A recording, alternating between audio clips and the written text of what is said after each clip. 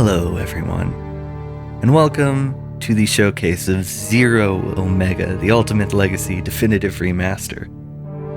A mod pack by yours truly, developed over the course of about the last 2 or 3 years, on and off, and since I've had my second back surgery, I've had a bunch of time to sort of cram away and finish all of the coding and the file structure for this and actually get something together to release. So what even is the Remaster Zero project? Well, it is a set of 2 mods for the Mega Man Zero and ZX Legacy Collection on Windows PC, on Steam. And what it comprises of is first something called Filter Mod, which you can find on GitHub. It is entirely open source, C++, Direct 3D9 wrapper for this game that ports the RetroArch emulation front end slang shading system into the Legacy Collection in place of the existing Type 1 filter.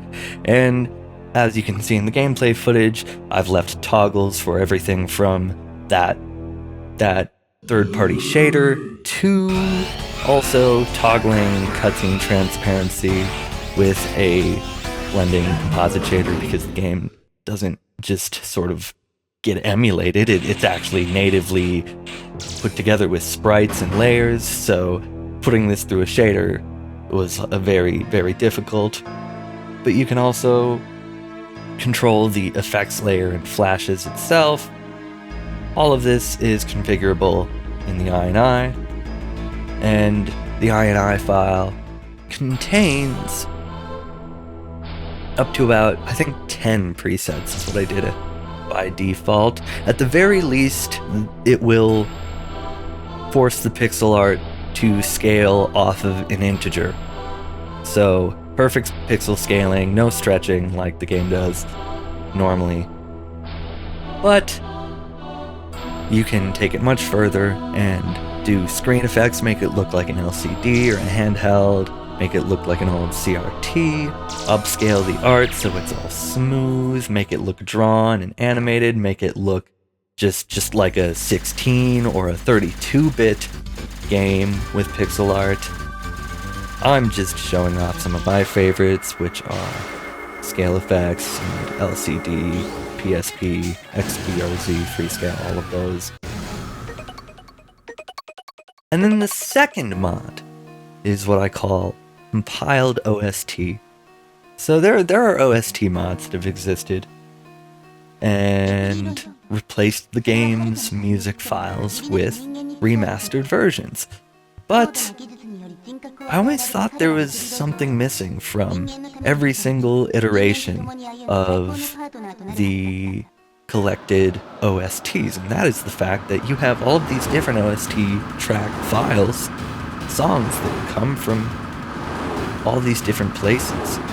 You have the original Game Boy, like, uncompressed rip. You have the sound font mix of those instruments. You have the DS collected, what this has by default, the uncompressed stereo mix of all of that.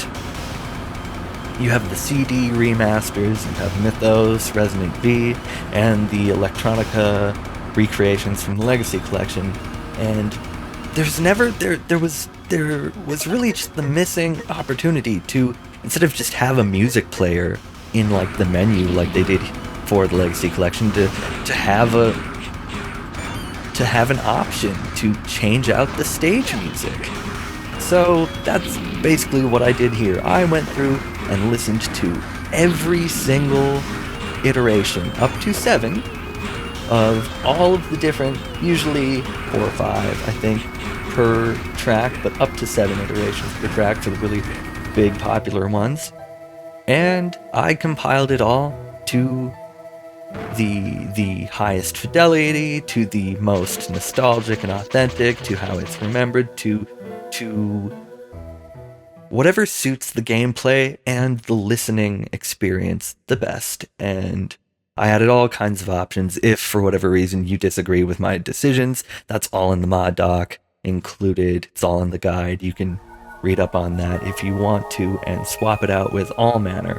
Unfortunately, there is no fan content or composer self covers. I've had to stick specifically to officially licensed by Capcom Zero OST music releases, just so that this didn't explode and balloon into, being a 10-year project instead of a 3-year project. But the info is out there if you want to make your own soundtrack mods, and I believe that the framework that we've got now and the modularity with modding the soundtrack is comprehensive enough that anyone could drop in one or several tracks to this existing base. However, I believe personally, from my completely unbiased opinion as the guy who put it all together, that the compiled OST is the optimal starting point for anyone who wants to get into making the game sound as good as possible from a music perspective. Ah yes, who remembers the Type 2 filter with its scan lines and its static and its bad pixel scaling? Let's get back to that RetroArch shader, that's much better. And yeah, this is what the INI looks like, this is how you use it. I just have those arrows where you need to paste the file type. There are many more slang shaders that it comes with in the actual game folder, but I only put about 10 in the INI. Not all of them will work, of course. It depends on the API, the limitations of DirectX 9, of the game itself, and of your hardware if it will even run it. So we're probably not getting anything like big, long Vulkan, mega bezel, reflection shader chains or anything like that. But for just scaling up pixel art and handling color, shading, cell, that kind of stuff, outlines, and basic scale and screen effects like we've shown here, which is what benefits this type of game the most, I would think. It's pretty comprehensive. I've put all the code out there. It's open source if you want to dive into how we've actually hooked into the rendering path line and implemented all of these changes.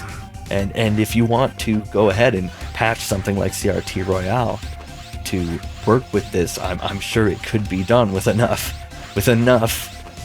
graphics coding API know-how and enough stubbornness. But I've worked on this long enough that I'm satisfied with it. I'm happy with it. So I'm gonna open up to the public now and let everyone else kind of see how they like it, and if they don't like it, see if there's anything they can do with it to make it the way that they will like it. Either way, I think this has created the most solid base for the Legacy Collection we wished we could have gotten from Capcom from the get-go. And I do believe, again, from my completely unbiased opinion, as the guy who's spent 3 friggin' years of his life like hacking away at this, that this is the most definitive, modernized, updated version of this series for people to play. And I've gotten so much joy out of these throughout the years that I hope anyone who has grown up on these games like I have will come back and see this with a new set of eyes and be able to relive some of that experience again. And for anyone who hasn't gotten into it, maybe the archaicness of everything has been a deterrent, might be able to experience these games for the first time under this optimized and updated lens.